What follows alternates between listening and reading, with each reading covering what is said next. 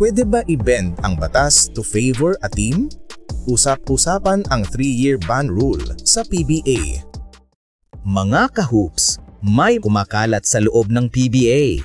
Usap-usapan na posibleng baluktutin o i-bend ang 3-year ban rule para payagan ang ilang players na makabalik agad sa liga. At ang pangalan na laging binabanggit? Ang dating Ginebra forward na si Jamie Malonzo. Ito ay isang napakasensitibong issue na may kinalaman sa patakaran, negosyo at posibleng pagkiling. Tara't alamin natin ang buong kwento at ang mga argumento sa magkabilang panig. Una, alamin muli natin ang batas. Ang PBA board ay nagpatupad ng 3-year ban para sa mga players na aalis ng kanilang mother team para maglaro sa abroad. Layunin nito na protektahan ang mga team na nag-i-invest sa mga players. Ngunit ngayon, may mga discussions sa PBA community na maaaring baguhin o palambutin ang patakarang ito, lalo na para sa isang crowd favorite team. At lahat ay nagtatanong, dahil paborito ba? Bakit si Jamie Malonzo ang sentro ng usapan? Una, siya ay isang former Ginebra player, ang pinakapopular na team sa liga. Pangalawa, ang kanyang pag-alis ay biglaan at nag-iwan ng pangungulila sa kanyang dating team. At ngayon, ang Ginebra ay nasa do-or-die style of play para makapasok sa playoffs.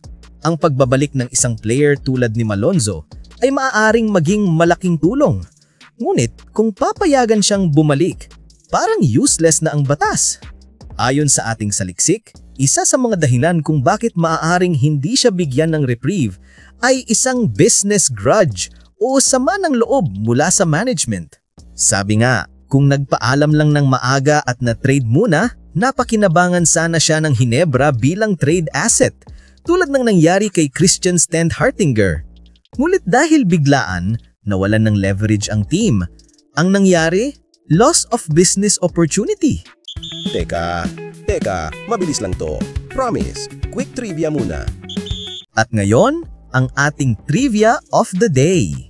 Alam nyo ba, si Christian Stenhartinger, after siya nagpaalam na aalis sa PBA for whatever reason, na-trade muna siya ng Ginebra papuntang Terra Firma.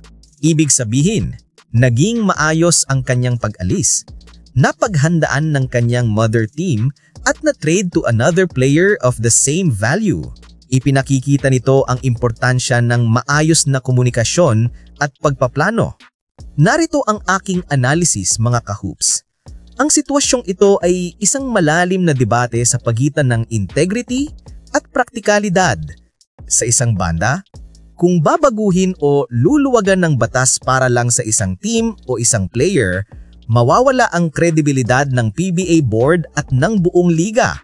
Ang isang patakaran ay dapat pantay-pantay para sa lahat, favorite team man or para sa isang superstar player.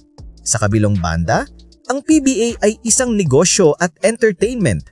Ang pagbabalik ng isang star player sa isang popular na team na naghihirap ay maaaring magdulot ng mas maraming fan interest at kita. Ngunit, sa aking opinyon, ang pagpapatupad ng patakaran ng may integridad ang mas mahalaga. Kapag nagsimula ng baluktutin ang mga alituntunin, nawawalan ng respeto sa institusyon. Kung nais baguhin ng batas, gawin ito sa isang formal at transparent na paraan para sa lahat, hindi lang para sa ilang piling players o teams. Kaya mga ka-hoops, sa tingin nyo, dapat bang striktong ipatupad ang 3-year ban kahit kanino? O dapat bang bigyan ng second chance si Jamie Malonzo at iba pa? I-comment nyo ang inyong matapang na opinyon. Dito mag-uumpisa ang tunay na diskusyon. Huwag kalimutang i-like, mag-subscribe at i-ring ang bell para sa lahat ng PBA controversies at updates. Better late than never, mga ka-hoops!